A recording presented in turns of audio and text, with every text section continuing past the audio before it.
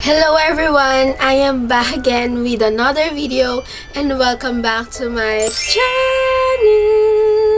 So for today's video guys, I'm back and nagsasalita na uli sa inyong harapan.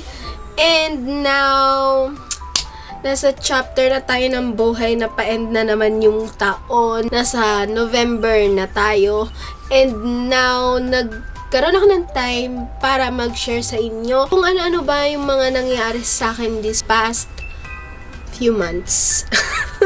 Parang ang tagal kong hindi nakapag-vlog. And then yung the last na na-upload kong vlog is makeup vlog pa and hindi ako nagsasalita doon. And guess what guys? May i-share ako sa inyo na typical na nangyayari sa ating buhay. So alam ko, maraming magtataka sa inyo bang nangyari sa akin, ano bang update, ano bang ganap sa buhay ko lately. And happy akong i-share sa inyo itong milestone ko na dumating sa buhay ko. And syempre, hindi biro yung mga nangyari na hindi ko naman na i-vlog. Syempre, as part of privacy na din ng life ko. But ngayon, ang pinaka-i-share ko sa inyo is yung mga unexpected talaga na nangyari sa akin. Ang dami kong sinasabi pero doon din naman patungo yon. Pero I'm happy to share with you guys that I'm now engaged. Yes, I'm engaged. And aside doon, masaya akong i-share sa inyo na yung partner ko is siya na yung ending ng buhay ko ngayon. And alam ko, kilala nyo din siya at nakikita nyo na din siya sa past vlogs ko. And also, happy akong i-share sa inyo kung paano ba nangyari ang mga bagay-bagay.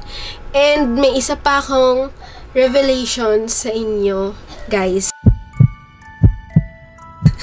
Alam ko, some of you is alam na, some of you is magugulat pa. And here, gusto ko i-share sa inyo na I'm 6 months preggy. Ayan, bago ko sabihin ang lahat-lahat, bago ko ikwento sa inyo kung paano nangyari, ano yung mga hindi ko alam na meron na pala akong dinadala sa aking sinapupunan. Ayan, ito ang unang check-up result ko. Ang OB report ko. And the first ultrasound ko. Kita nyo naman yung heartbeat niya, ayan. And then, ito na siya. So, yes, nakita nyo na. Ayan yung gusto kong i-share sa inyo. Dahil bago mag-end ang taon, panibagong yugto ang pagdadaanan ko. And this is my baby. Ayan. And I am now, nasa pa-third trimester na ako. Actually. And 6 months na. So, share ko sa inyo yung details kung paano ko nalaman, paano nagsimula, anong nangyari sa akin, nagulat ba ako, ganon. I-share ko sa inyo ngayon. Pero I know, kinocongratulate ako ng iba dyan, and I know, meron tayong mga mapang-judge dyan na tao na, aga naman, ganyan-ganyan.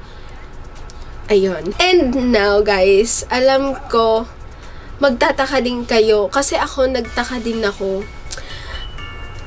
First part ng story na to is, girl, wala akong kahit na anong symptoms na naramdaman. Usually, diba, pagka nalaman mong preggy ka, magsusuka ka, maghahanap ka ng mga bagay na hindi mo usually hinahanap. Pero ako hindi.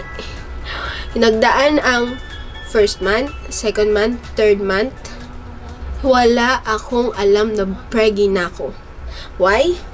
Kasi, yung 3 months na yon is, syempre regular ako. So, wala akong inisip na yung delay na yon is, ayun na pala yung start na yon. Kasi, yung 3 months na yon is marami akong nakakain na bawal, marami akong naiinom na bawal, and hindi ko inakalang yung mga nararamdaman ko sa tummy ko is yun na pala yung sign ng pregnancy.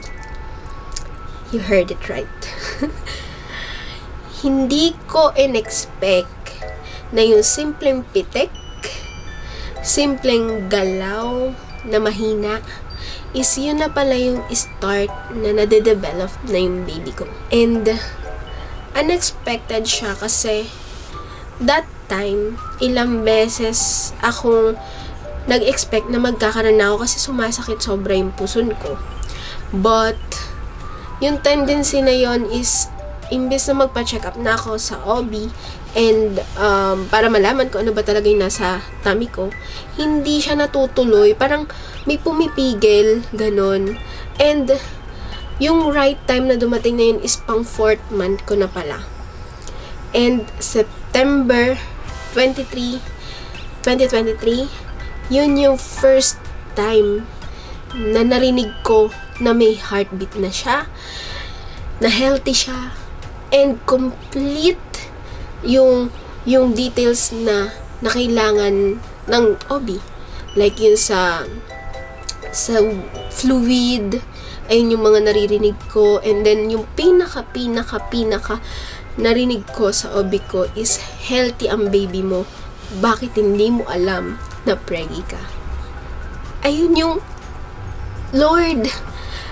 Sabi ko, ang swerte ko kasi dun sa 3 months na yun, ayun yung pinaka-crucial daw na pregnancy.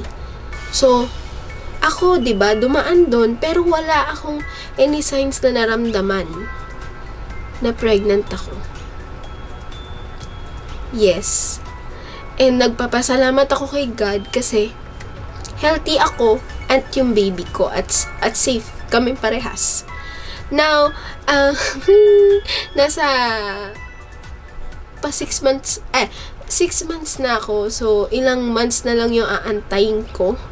So, meron na akong mga features na napapansin na nalaki na yung ilong ko, nag-iiba na yung weight ko, nag-iiba na yung size ng tummy ko. And, syempre, alam ko, magtataka kayo, ano na bang size ng tummy nito? Ano na bang itsura ng tiyan nito? Kasi hindi ako pala post ngayon. Hindi ako pala share unless nakikita nyo ako personally. And, guys, alam nyo, yung time na pala na nagki-crave ako sa ice cream, yun na pala yung start na yun. Nung time na parang sabi ko, teka, gusto ko ng ice cream, ganun. Binabaliwala ko lang kasi 'di ba, hindi naman palagi meron kang gustong kainin ganyan. Pero yun ang pumasok sa isip ko na ayun na pala yung start nun, na naghahanap na ako ng gusto kong kainin. Pero binaliwala ko lang siya kasi akala ko nga meron akong dadating na mens, ganyan. Pero yun na pala siya. Unexpected, yes. Unplanned, yes. Why? Kasi hindi pa kami financially stable talaga. Pero ginagawa namin yung best namin kasi para ma-provide yung needs ko, especially the vitamins. Yun yung kailangan kong inumin, kailangan kong gawin, kailangan kong i-maintain kasi late na akong nag-take nun. Nasa 4 months na si baby nung nag-take ako ng mga supplements na yun. So, sabi ng doktor, ang kapit ng baby mo, so, i-maintain mo lang yung vitamins, ayun yung inumin mo. Kung ano yung ibinigay ng OB, yun yung iniinom ko ngayon. And then, fast forward, hey, hindi pa rin namin alam din yung gender niya. Kasi sa first ultrasound namin, sa ika-4th month niya, hinahanap ni OB kung nasan yung head niya. But, ang nakita niya is yung paa niya. So, baliktad pa rin siya sa tiyan ko. And then, second time na nagpa-check up ako uli kay OB, breech pa din siya. Breech is, ayan, yung itsura. Nakabaliktad si baby. Nasa puwerta yung paa. Tama ba? Oo. Nasa nasa ano ko pa yung paa niya.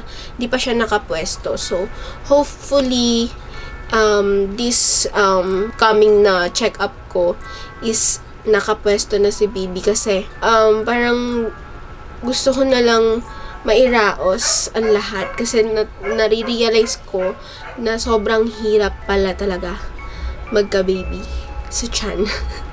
Yung tipong sanay kasi ko na kapag gagalaw ako, ang gaslaw-gaslaw ko ngayon is kailangan ko mag-ingat sa lahat-lahat ng gagawin ko sa sarili ko.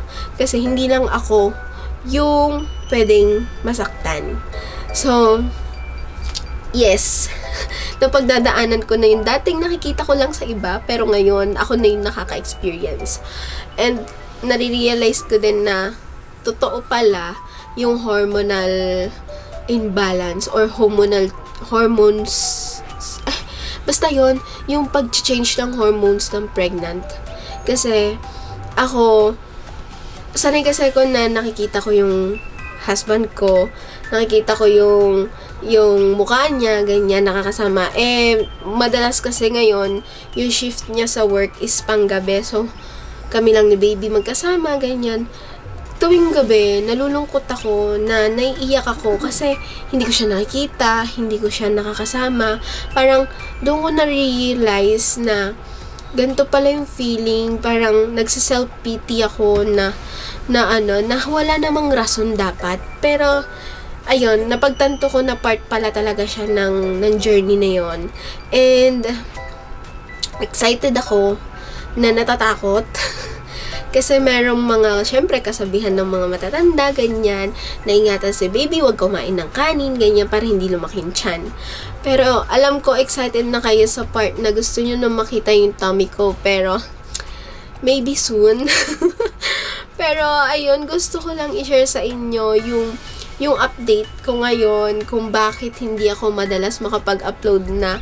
Pero, hopefully, ngayon, simula ngayon, once na na-upload ko tong vlog na to, masundan na yung mga vlogs ko. Kasi, ayoko nang matenga. Gusto ko nang mag-share sa inyo. Kasi gusto kong i-record yung milestone na hindi ko naumpisahan sa una. So, this time, since 6 months na si Tommy, 6 months na si baby, hopefully, the next month, meron uli akong update sa inyo. And, hopefully, malaman na natin yung gender niya. Actually, nagkikik siya ngayon. Nagkikik siya. And, ayan guys, sa mga first-time moms dyan, any tips naman, any suggestions, kung ano-ano yung mga aftercare, ano-ano yung mga dapat kong gawin, ihanda, ganyan, for normal delivery. Hopefully, talaga ini-aim ko na mag-normal delivery ako. Kasi, although mahina yung pain tolerance ko, pero, ayoko kasi ma-CS. So, ipupush nating mag-normal. And, ang nakakatuwa pa dito, guys, is yung OB ko, is yung nagpaanak sa mother ko sa akin. So, diba? Naabutan ko pa yung OB ni mother. Pero, ayun, guys, yun yung pinaka-life update ko ngayon na masishare ko sa inyo. Soon, si baby na yung kasama ko sa vlog ko at hindi na lang ako. Ayun guys, I hope na na-update ko kayo sa mga bagay na unexpected. Alam ko magugulat kayo pero this time, ayun na. Ayoko nang mag-upload after neto. Charot. Hindi, ayoko na update sa inyo na nag-explain ako bakit ganito, bakit ganyan. Gusto ko, alam nyo na, habang maaga pa, and alam nyo na kung bakit may times na nag-iiba yung itsura ko sa camera.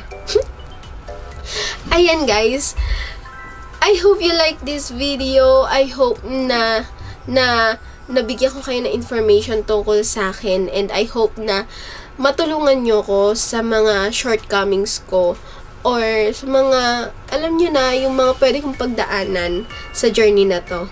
So, i-comment nyo lang sa baba and babasahin ko yan. Ayun lang guys, please do subscribe to my channel. Press the bell button to notify you on my next videos. Abangan nyo yung susunod na video ko dahil mas magugulat kayo doon. Ayun lang, bye!